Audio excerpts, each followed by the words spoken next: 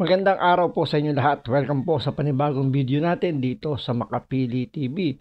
Ngayon ito, pag-usapan po natin itong paghaharap ni Kayo at ni Meloyap.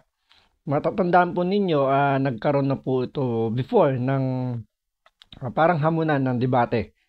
So, hindi po siya natuloy gawa na nagkaroon po ng hindi natin masyado maintindihan kung ano ba yung naging rason. Kasi sinasabi ni Meloyap na kaya daw hindi natuloy dahil umatras si Sir JR at the same time parang kinausap daw ng kampo nito ni Kayo Kamatis yung mga judges na kapag hindi daw pumabor yung resulta ng debate sa kila Kayo Kamatis kakasuhan daw.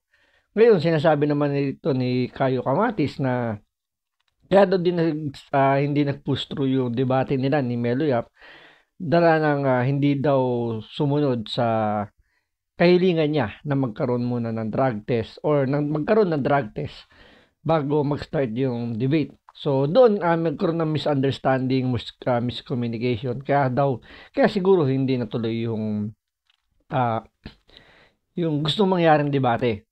So ngayon ito, nagkaroon ng pagkakataon sana na magkaroon ng malinaw na usapin kung paano matutuloy yung debate, pero kailangan nating himayin.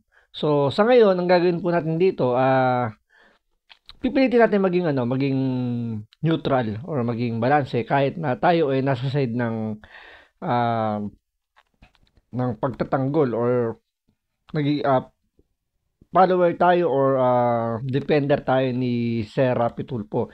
Pero dito, yung gaya ng sinabi ko sa inyo, himayin natin at pilitin natin maging neutral kung bakit ano nangyari, bakit ganito yung naging ending nung uh, planong pagdidebate ni Melo Yap at ni Kayo. So panoorin po natin muna tong start ng conversation nila kung bakit nauwi lang sa wala or hindi na naman nagkaroon ng magandang usapan para matuloy lang tong debate ni Kayo at ni Melo Yap. So panoorin po natin. Ayun, gandang Ano umaga mga nangyari? kapatid. Ay, teka, malaki masyado. Teka, malaki masyado. Yan. Teka. Okay. Okay. Ah, Alam mo, ano? pag gusto ko matuloy ang debate, nagulat na lang Ako ako rin. tumawag sa akin si Sir JR. Ay, Gulat nga tanong mo din ako kasi, eh. So yun, malinaw. Si Melo Yap open pa rin na matuloy yung debate at ganoon din naman si Kayo. So dito light pa yung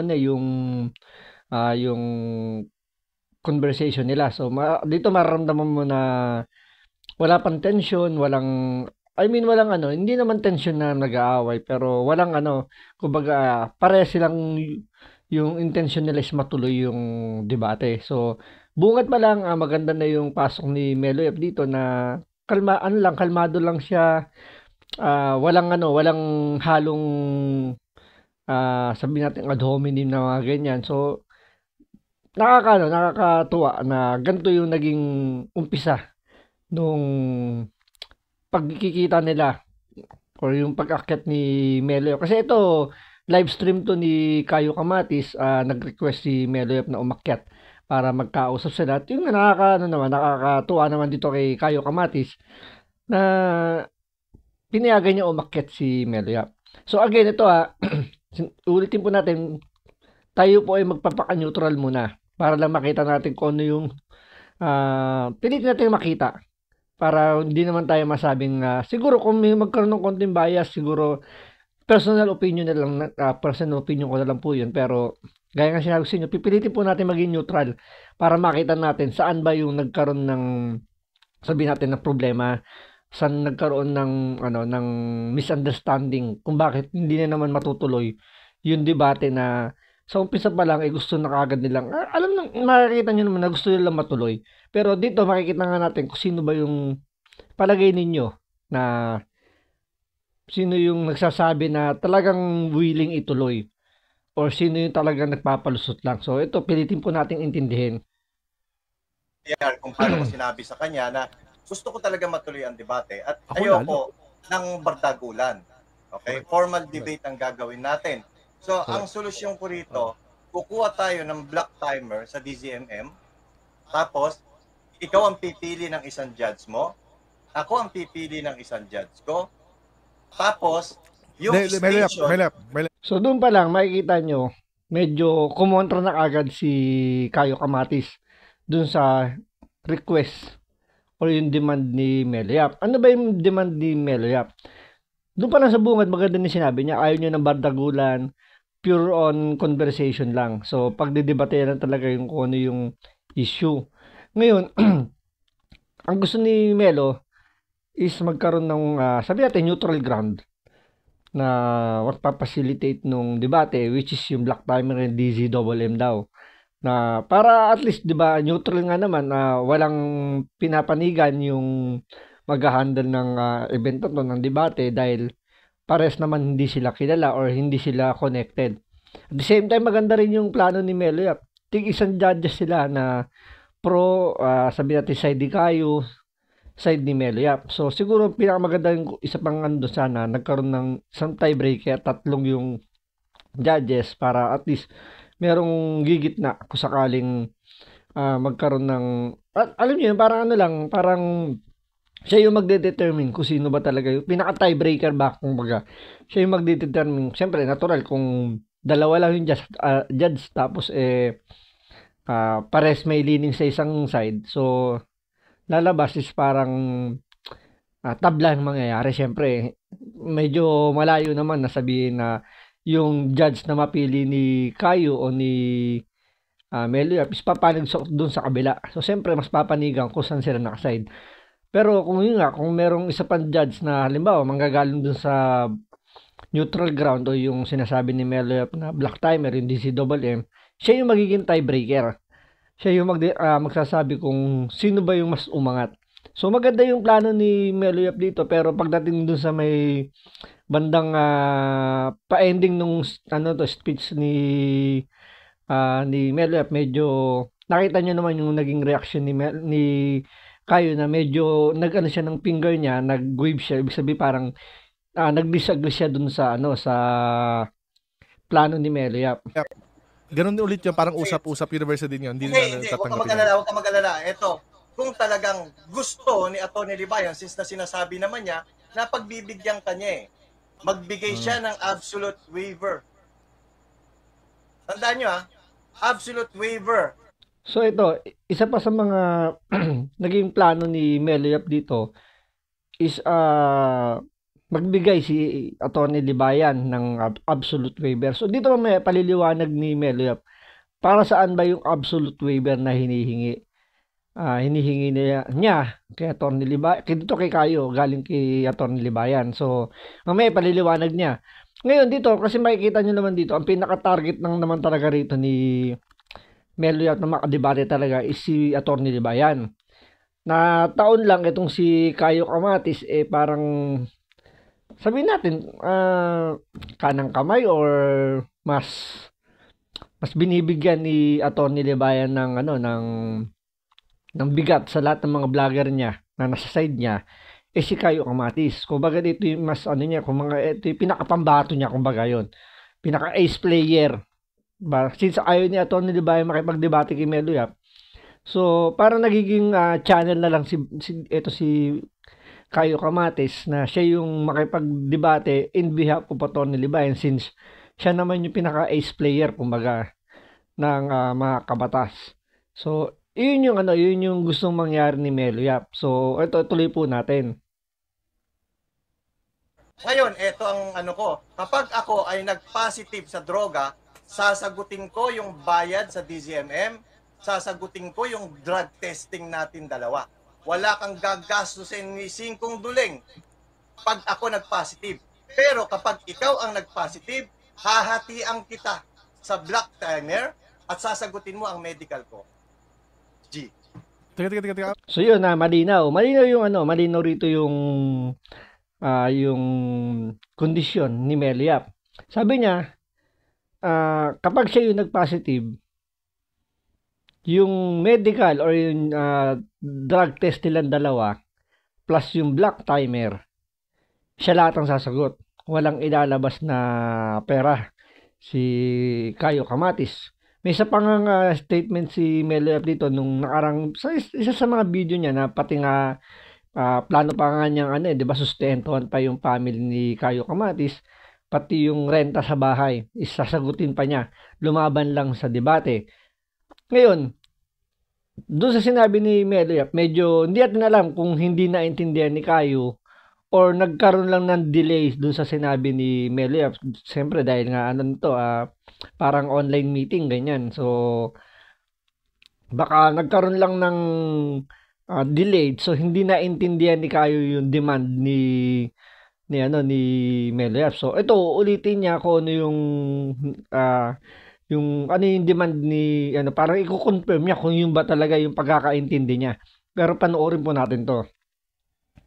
Parang medical mo. Parang medical mo. Drug test.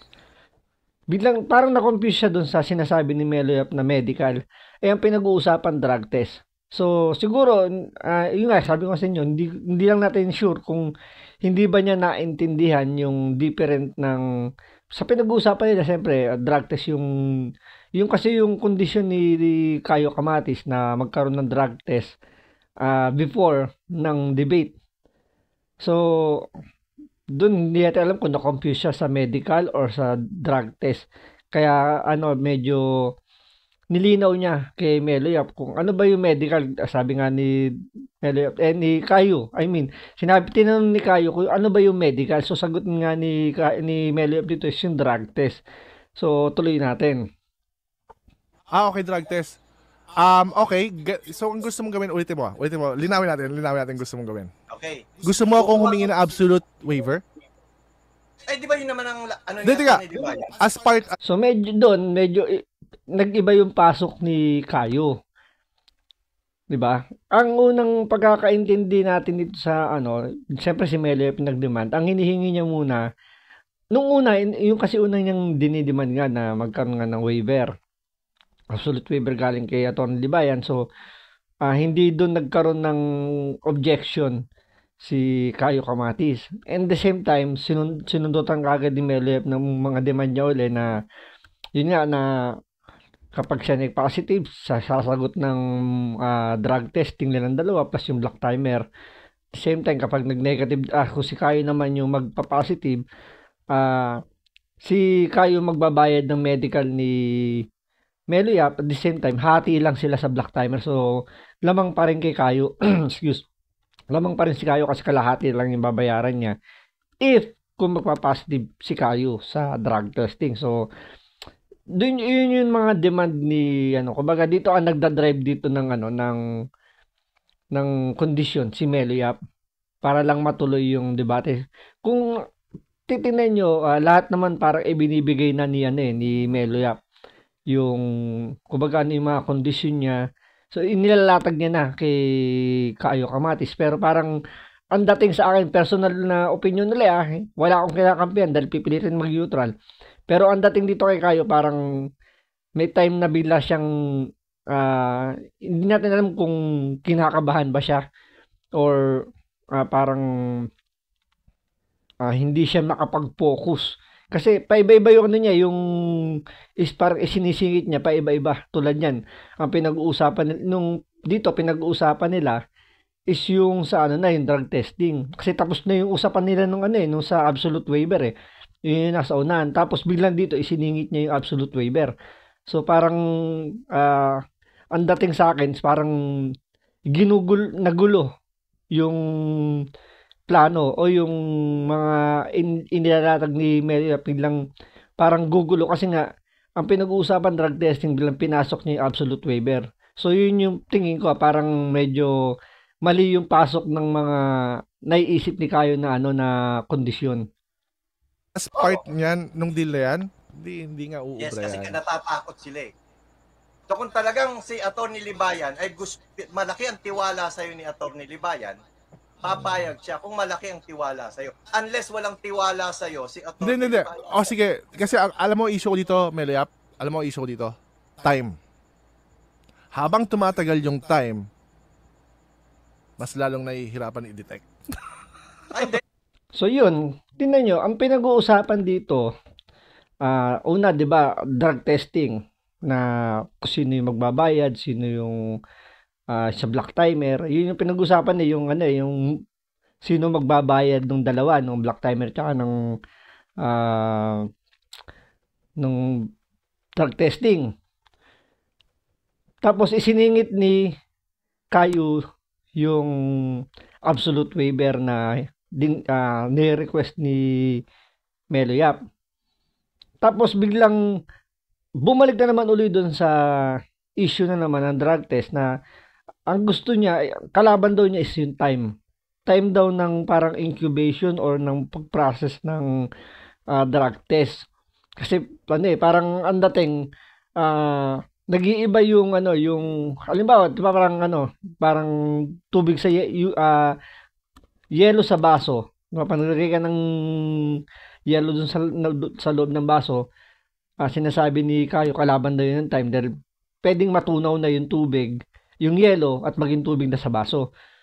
Parang same dun sa drug test na the more na tumatagal, so dumilit yung chance na matrace kung gumagamit ng illegal substance si Melo Yap. So yun yung yun yung parang yung wino-worry ni Kayo dahil kalaban nga daw niya yung time doon. Pero sabi nga ni Melo Yap, hair follicle nga yung yung way ng pag-process ng drug test kasi yun matagal yun eh. Ang pagkakalam ko kahit isang taon kang more than 1 year ka nang huminto, once na gumamit ka, matitrace pa rin sa hair follicle. Kaya nga sabi dito ni Melo Yap, ito paliliwanan niya kay Kayo kung ano yung advantage ng hair follicle na pagkuwas para sa drug testing, para sa dun sa pag-test. Alam mo ba yung hair follicle kung ilang months ang nadedetect? Yung potency niya is nasa... Palusot lang yan. Hindi yan ang natin. Matagal ang hair follicle. Sige, pero sige ganito. Matagal ang hair follicle. Huwag kang magpalusot. Teka. Paano kung papalusot? Sino ba gusto ng title? Ikaw, di ba? So ngayon, ba't ito na... Tapos ngayon, ito, bilang siningit na naman ni Kayo rito, ibang issue na naman. Yung title naman ng magiging title ng debate, kung ano yung magiging topic. So, nakita nyo, parang medyo paiba-iba yung nagiging issue ni Kayo Kamatis. Pero ang pa rin ito kay Melo Yap, sinasakyan niya. Kumbaga kung ano yung demand ni Kayo Kamatis, ibinibigay pa rin sa abot ng kanyang kagustuhan na matuloy yung debate kahit na siyempre katapan nag-iingat pa rin si Melo Yap na siyempre baka naman mapasubo siya ng sobra medyo madihado. Pero doon nga kung papansinin niyo, sinasagot naman ni Melo Yap yung mga demand din, yung mga issue ni Kayo Kamatis para matuloy lang yung debate. So, gaya na sinabi ko sa inyo kanina, paiba-iba siyang pasok na issue si Kayo Kamatis. Una, yung pinag-uusapan nila is drug testing bilang pumasok yung waiver. Tapos nung pinag-uusapan na yung waiver, biglang pumasok na naman yung issue na naman sa drugs, sa hair follicle, yung time naman daw. Ngayon, nung pinag-uusapan naman yung hair follicle test, ang pinasok naman niya rito ngayon, yung title naman na magiging debate nila. So, makikita niyo yung flow ng sabihin natin, hindi naman nagpapalusot si Kayo. Siguro dahil lang medyo natataranta sa kay Melo Yap. Or sabihin natin, na starstruck siguro kay Melo Yap. Medyo nagsasabit-sabit na yung mga flow nung conversation niya, yung mga issue niya. Paiba-iba na yung pasok. Yung issue natin yung gusto mo yan eh. Ikaw naman pumipilit nun eh. Hindi. O sige, title, anong title gusto mo? Gusto mo palitan yung title ni... Alam mo, fix na yun eh. Nag-agree ka eh. May video yun. Hindi mo pwedeng i-deny yun. Nag-agree ka. Gumanon ka. Oo, nag-agree nga ako. Nag-agree nga ako. Wala man reason doon eh. Pero problema mo yun. Ako nag-isip. Tapos lang yun. Nagganyan ka, di ba? Nag-agree ka? Okay. Tapos na yun. Agree na doon. Black timer tayo. DZMM. So, yun. Pumayag na uli si Melo Yap kung yung original na title na gagamitin nila. Kumbaga dito nag-adjust na si Melo Yap uli. So, sabi nga ni Kayo is okay na rin doon sa kanya. So, wala na raw issue tungkol doon sa title. So, napag-agreean nila, okay na siguro yung title, kung ano yung siguro yung original. Pagkakaalam ko, ang original na title doon is patutunayan ni Melo Yap na sinungaling itong si Attorney Libayan. Kaya siya nanghihingi ng absolute waiver para pag-usapan yung topic na yon. At the same time, alam ko nagkaroon changes, parang iniba yung title, in English lang, parang untruthful daw. Si Attorney Libayan, untruthful daw. So, kung pakikinggan mo, halos pares lang naman ng title na eh. Pero yun nga, ibinigay pa rin ni Melo Yap yung kumbaga nag-adjust pa rin si Melo Yap para lang matuloy yung debate. So, pagsimula ulit natin para medyo kasi gumugulo dahil sa mga pasok ni Kayo eh. Una, naging issue ni Kayo yung absolute waiver ni Atty. Libayan. Sumunod, yung hindi niya naintindihan yung ibig sabihin ng pa-medical sa drug test. Tapos biglang pumasok na naman yung time daw ng kalaban daw niya yung time sa drug test. Tapos biglang yung title. So, paiba-iba yung mga issue niya. So, ito, pumayag na si Melo Yap dun sa mga sinabi sa mga issue ni Kayo. So, tuloy po natin. Hati tayo. DCMM, hati tayo? Dahil? Yes. Anong dahil? Di ba mapera ka kamo? Di dahil, ano yung point? Doon tayo magdidebate. Dahil nga? Yeah. Anong dahil di magdidebate? Anong gagawin natin doon? Magkakape? Wala akong Tingnan nyo, di ba? Parang, hindi mo alam kung lutang dito si Kayo. Kaya nga kukuha ng black timer si Melo Yap para yun yung mag-handle ng debate. Ngayon, hindi ko rin maintindihan. Parang, ano ba nangyari Kayo? Ba't parang, hindi mo biglang na-get kung bakit kukuha ng black timer si Melo Yap as neutral ground para sa mangyayaring debate sa yung debate nga na yan. So, sabi nga ni Melo Yap, magde-debate tayo sa DCW, alam na magkape tayo. Ang pinag-uusapan dito, matuloy lang yung debate. So, parang dito, hindi mag-get ni Kayo, hindi natin alam kung bakit. Pero, hindi niya mag-get bakit double M yung kinukuha nito ni Melo Yap. So, tuloy uli natin. Should maghati tayo sa black, no? Okay. Pero okay. Bakit? Pero teka. Shut up. Ano yung absolute mo? Hindi ko pwedeng bibigay yon. Ikaw yung namili ng title sa problema mo yun. So ngayon, ito na naman, balik na naman tayo dun sa issue ni Kayo Kamatis. Yung absolute waiver. So ito paliliwanag ni Melo Yap kung para saan yung absolute waiver. Tsaka yung, ito, tinatanong din naman dito ni Kayo Kamatis tungkol dun sa title. So, ito, liliwanagin dito ni Melo Yap bakit kailangan niya ng absolute waiver galing kay Atty. Libayan. Di ba papayagan ka ni Atty. Libayan makipagdebate sa akin? Nope. Hindi siya papayag? Hindi po papayag siya. Tsaka, bakit niya kailangan payagan o hindi payagan? It's my freedom to actually take the negative. Regardless kung papayagan ka o hindi payagan yung sinasabi mo, ang tinatanong ko sa'yo, payag ba si Atty. Libayan na makipagdebate ka sa akin? Wala naman siya moral ascendancy sa akin eh. Dito okay naman yung punto rito ni Kayo Kamatis na o nga naman, tama naman siya. Kasi ang sinasabi dito ni Melo Yap, kumbaga parang binigyan ka ba ng authority ni Atty. Libayan na makipagdebate sa kanya in behalf of Atty. Libayan. Kumbaga siya yung magiging representative, ito si Kayo. Siya yung magiging representative ni Atty. Libayan. Dahil nga ang target naman dito ni Melo Yap ay yung si Atty. Libayan, hindi naman talaga si Kayo. Since ayaw nga lang ni Atty. Libayan na makipagdebate, so yun yung tinatanong ni Melo Yap dito na pinapayagan ka ba ni Atty. Libayan na makipagdebate sa akin on behalf of him? Diba? Kumbaga ikaw yung yung representative ng kabatas na magre-represent kay Atty. Libayan. So yun yung ibig sabihin dito ni Melo Yap.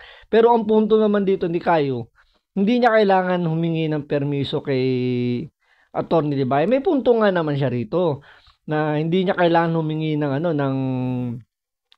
approval kasi kumbaga take niya yun eh.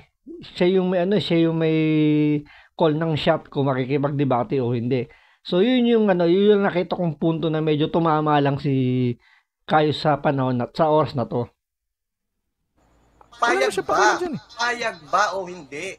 Ewan ko, tanungin mo siya. Oh, based sa content niya, pumayag ba siya?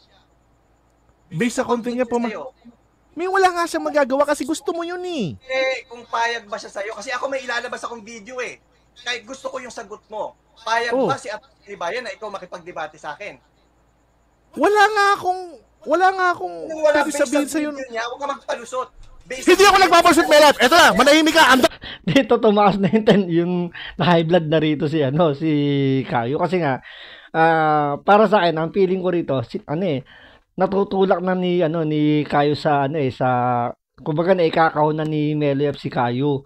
Kasi nga ang gustong marinig ni Meloyap dito, pinapayagan ka ba? Para at least kung sakaling talunin ni Meloyap sa debate ito si Kayo is parang tinalo na rin niya si Atty. Libayan kasi nga hinihingi niya rito yung sagot ni Kayo na kung pinapayagan ka ba ni Atty. Libayan na lumaban sa kanya ng debate. Kasi nga ikaw yung tumatayong representative. Kasi kung ang mangyayari lang dito magdidebate sila na walang approval ni Atty. Libayan, pwedeng lumusot pa rin si Atty. Libayan na sabihin niya na paano mo ko tinalo hindi naman ako ang nakadebate mo si Kayo. So yun yung parang yun yung nakikita kong napoporsin ni Meloyap. Kaya hinihingi niya yung sagot ni Kayo kung pinapayagan ba siya ni Atty. Libayan na lumaban ng debate sa kanya. So dito tumaas yung presyon ng dugo rito ni Kayo, uminit ang ulo niya. So medyo pakakalmay naman siya rito ni Meloyap. Ano mo nang ginagawa ngayon, ha? Eto lang. Hindi. Wala ka lang maraming umakit ka dito, di ba? Mag-debate na tayo ngayon. O tara, tas drug test tayo bukas. Tara, game. O ayan. Dahil sa init ng ulo ni Kayo, hinamon niya na on the spot na debate si Meloyap. Tapos after na lang daw yung drug test. Pero dito medyo may lilinawin dito si Meloyap kung bakit ayaw niya makipag-debate kay Kayo sa channel mismo ni Kayo diyan sa kasi nga naka-livestream sila. Ayaw niya diyan sa channel na yan dahil nga ito yung reason ni Meloyap. Hindi ikaw ang habol ko. Mainstream tayo. Mainstream. Di ba yun yung unang Ako hamon? ba hindi? Lalaban ka ba sa mainstream? Ang dami mo sinasabi. Ang dami mo sinasabi. Marami talaga. Kakaunti ang viewers ko. Oh. Kaunti ang viewers mo. Gusto ko malaking audience. So yun, hindi lang dahil sa neutral ground yung DZMM, yung Black Timer.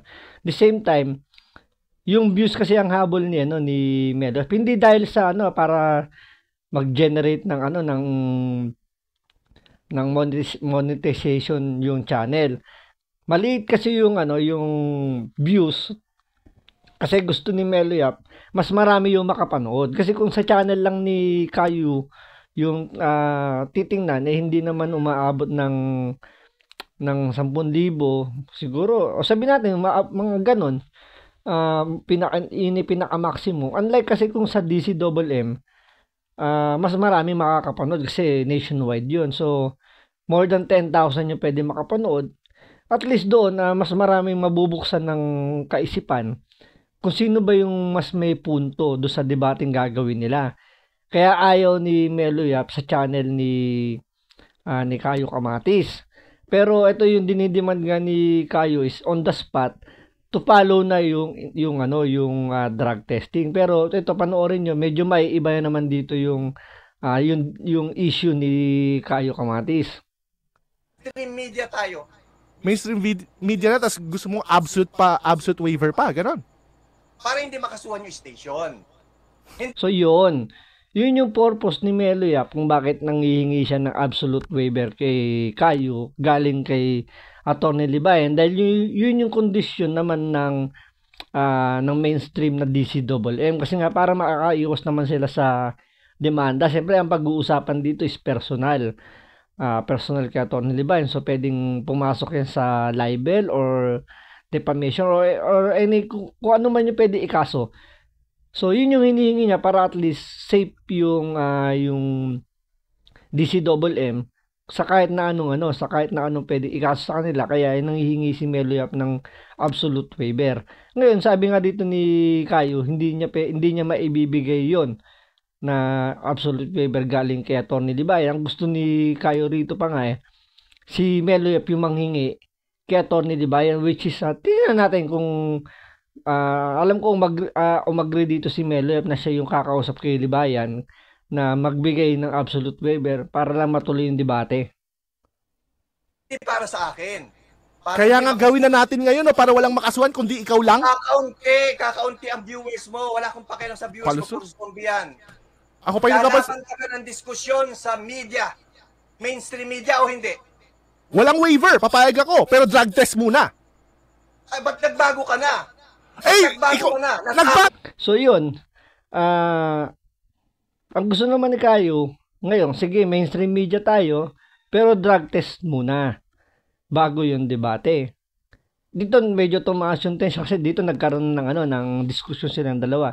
Na sino ba talaga yung unang nagbago ng policy o ng guidelines nila para matuloy yung debate. Dito nagkaroon ng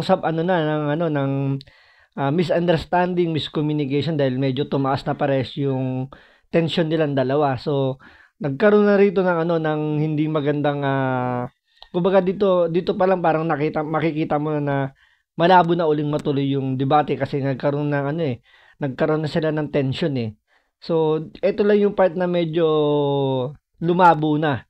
Yung part na magiging makatotohanan na sana yung magiging debate. Nagbago ka rin Nagbago ka rin. Drug test muna. Drug test muna tayo. Walang absolute. Ito counter ko. Ito counter ko. Oh please. Counter. May counter ako sa'yo. Makinig ka muna sa counter ko. Gusto mo magbayad tayo ng black. Okay? Fine. Okay, fine. No problem. Magbayad tayong dalawa. Wala akong absolute waiver. And then, drug test muna bago mangyari yon. So, dalawa ngayon yung hinihiling mo. So, yun. Parang dito nilinaw ni Kayo Kamatis para lang matuloy yung debate. Hindi siya magbibigay ng absolute waiver galing kay Atty. Libayan. Which is parang doon medyo may punto naman siya ron kasi parang hindi naman niya kailangan yun kasi siya makikipagdebate. Pangalawa, ang gusto niya, drug test muna. So, dito kinontra naman to ni Melo kasi nga parang hindi siya pabor na drug test muna. Pero yung sa absolute waiver, medyo magagawa na paraan, panoorin po ninyo. Sa akin. Hindi, simasa po naman. Drug test na, hindi yun ang usapan. Usapan. Hindi. Niloloko mo ako. Yung video na sinabi mo, na ano? after ng debate tsaka ang drug test. Ikaw yung nagsabi nun Ikaw yung pinagbigyan lang kita. Pinagbigyan lang kita. Na ikaw mismo, sinabi mo rin ba yun o hindi? Pumayag na nga lang ako. Di ba sabi ko kay Sir JR? So no question na doon. Pumayag ka Unless gawin mo. Nagbabago ka nga ngayon. So ibig sabihin, dito si Melo kasi naka-stick siya doon sa original na yung requirements, which is yung debate muna bago yung drug test. Ngayon, yun yung sinabi nga dito ni Melo, pumayag ka naman dun Kaya nga nakastick siya sa original kasi yun yung unang napag-usapan, yun yung original na pumayag. Kasi sabi nga ni Melo, meron siyang hawak na video na pumayag. Doon, hindi na nakalusot si Kayo Kamatis kasi nga may video. Sinabi niya na sinang-ayunan niya lang. Ngayon, dahil nga nagbago nga ng mga demand or ng request si Melo Yap, binabago niya rin yung kanyang request na later na yung drug test. Gusto niya, drug test muna. So, dito, tuloy po natin para kumbaga, medyo tatawid pa tayo ng konti. Ulit, ganito. Wala akong ngayon. Wala akong binabago. Ito, lilinawin ni Kayo. Parang, sige, regroup ulit natin para malinis. Ulitin natin kung ano yung mga demand. So, kay Kayo manggagaling na yung paglilinaw. Gato. Dahil umatras si Sir JR. Paliwanag ko sa iyo wala akong binago. Inilagay ko lang sa original na unang pinag-usap natin. Pero okay, binabago ko nga kasi nagbago ka ngayon. Right? Be black. Yun lang iniiling ko. Hindi ko. Never. Kasi umatras si Sir JR. Hindi nga. Isipin mo Melo Yap. Inisipin na. Paano mo na sinasabing dinidemand ko na ang hinihiling ko sa'yo is walang absolute waiver? Ikaw humiling nun. Sinasabi ko lang, tinatanggihan ko lang. Ako nga, kasi yun nga ang hiningi ni Sir JR. Ano lang ang hiniling ko? Isa lang. O sige, ganito na lang. Ganito na lang. Hihingi muna ako ng absolute waiver kay Atty. Libayan. O bahala, problema mo yun. Black timer tayo. Black timer, maghahati tayo ng bayad? Oo. Sure, Hindi, pero wala. Hindi, ganito. Kapag nag-positive ako, babaya, wala kang lalabas na pera. Pero drug test muna. Hindi, after. After ng Ay, yun na nga lang hiling ko. Yun lang hiling ko. Drug test muna. Kasi, So yun, para lang matuloy, parang lahat na si Meloyap na yung sasagot. Siya na yung mag-arrange. So, siya na yung kukuha ng absolute waiver. Siya yung mag-request kay Atty. Libayan. At the same time, kapag nag-positive siya sa drug test, wala nang gagastusin si Kayo. Ngayon, ito naman si Kayo, okay na, pero ang hinihingi naman niya rito is drug test muna. Ito naman yung hindi sinang-ayunan ngayon ni Meloyap dun sa kumbaga ito na yung pinakamalinaw na, na guidance sila. Pero ipinasok ni Kayo na drug test muna bago debate. Yun naman ang hindi sinang-ayunan ni Meloyap at ito ang kanyang dahilan. time ang kalaban ko dito. Time. Kung pumayag ako sa sinabi mo na nag-drug test tayo, di halimbawa nag-drug test na tayo, umatras si Sir JR, di walang debate na naganap. Paano mangyari? Matutuloy pa rin. Hindi na nga kasi nga umatras si Sir JR. So yun yung punto ni Meloyap, na kahit na mag-drug test sila, kung aatras naman yung magiging pagpapacilitate, pwedeng hindi na matuloy. Kasi nga yung kay Sir JR, yung dapat yung original na, kumbaga, yung platform niya yung gagamitin para matuloy yung debate.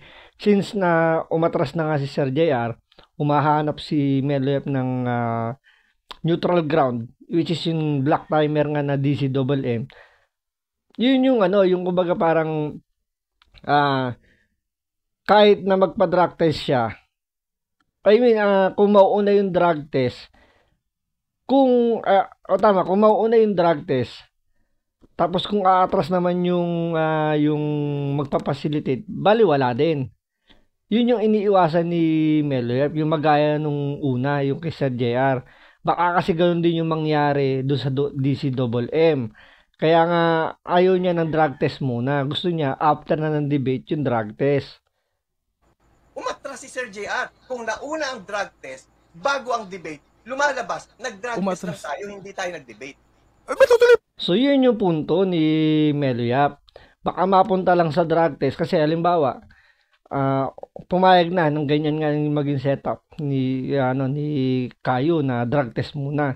What if biglang umatras yung black timer na yan, or si Kayo naman yung umatras due to any reason. Alam naman natin, pwede naman magdahilan kung talagang ayaw na ituloy. So, yun yung iniiwasan ni Meloyap na gumastos lang siya sa drug test tapos mapupunta lang sa wala. Kaya nga gusto niya mangyari, magdebate muna tayo. Saka na natin yung yung drug test na yan. Pero ang take ko naman dito kasi, ano naman ang purpose kasi ng drug test para sa debate na yan? Sa tingin ko kasi parang sa pananaw ni Kayo Kamatis, magiging advantage kay Meloyap kapag si Meloyap gumagamit ng illegal substance. For the sake of argument lang, hindi ko sinasabing gumagamit si Meloyap, pero yung kasi yung parang dating kay Kayo, personal opinion ko po, ang nasa isip ni Kayo, parang mas gagaling si Meloyap kapag siya ay nakatake ng illegal substance. Ang punto naman dito ni Meloyap, hindi ba mas nakakahiya pag tinalo ka ng, halimbawa, gumagamit na si Meloyap, sabihin natin, palabasin natin ng ganun, opinion lang naman, for the sake of arguments lang, sabihin natin si Meloyap addict, dahil gumagamit nga siya ng illegal substance, tinalo niya si Kayo. Di ba mas nakakahiya yung ganong senaryo na tinalo ka ng addict na lutang? Siyempre, parang mas nasa iyo rin yung advantage Kung nakagamit si Meloyap during ng debate, siyempre yung utak niya lutang. So makikita mo doon na kumbaga yung mga isasagot niya is malayo doon sa kung ano yung topic. So parang ang dating dito, advantage pa nga kay Kayo kung si Meloyap is gumagamit. Kasi andun na yung si Meloyap lahat ang magbabayad. Yung the way ng mag-isip si Meloyap, medyo makaka-apekto yung illegal substance na yan. Dahil nga parang lalabas dyan, parang lutang siya. Pero ang advantage naman kay Melo Yap, kung tatalunin niya si Kayo, is ganun kakahina dahil high siya sa pinagbabawal na substance, lutang yung utak niya pero tinalo ka pa rin niya. So lalabas doon napakahina mo para matalo sa debate. Yun naman yung punto ni Melo Yap. Pa rin naman. Yun nga yung nasa contract eh. Kailangan mangyari ito. Correct?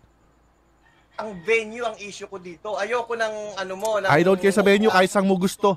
Ayun nga. Gusto mo sa impyerno tayo mag-debate, I don't care. Ganito na nga. So papayag ka na mag-50-50 tayo sa mainstream media plus sasagutin mo yung drug testing ko kapag nag-positive ako sasagot. Kapag nag-negative ako, ikaw sasagot. So, given na magbibigay si Attorney Libayan ng absolute waiver. So, walang Hindi, wag mong problemahin sa waiver. Ako ang makikipag-usap kay Attorney Libayan. So, ang inaano ko lang sa'yo, pumayag ka na sa mainstream media tayo magdiskusyon. Wala akong problema sa mainstream media na magdiskusyon. Okay, as long as payag ka na drug test muna. Hindi. Wala na. Sige na. Doon. Dito, makikita nyo, umatras si Kayo. Kasi nga, ang gusto niya mangyari, drug test muna. Yun ang ayaw naman ni Melo Yap kasi nga iniiwasan niya na gumastos lang siya tapos mapupunta sa wala dahil baka bilang umatras. Either yung black timer or yung itong si Kayo. Kasi siyempre, baga kukuha muna si Melo Yap ng absolute waiver kay Atty. Libayan kasi siya yung magiging topic. Ngayon, kung hindi siya makakuha at nakakapag-drug test na sila, sayang naman. Kasi hindi na mapapayag naman si Kayo Kamatis na tupalo na yung drug test. Gusto niya drug test kagad. So, yun yung iniiwasan ni Melo Yap. So, sa palagay ninyo, sino sa dalawa yung mas may kagustuhan na matuloy yung debate? Si Kayo ba o si Melo Yap? Sino ba yung mas maraming sa palagay ninyo, sino ba yung mas nagpapalusot dito sa dalawa para lang matuloy yung debate? So, kayo na pong bahala humusga. Maraming salamat sa panonood. Ingat po kayo lagi.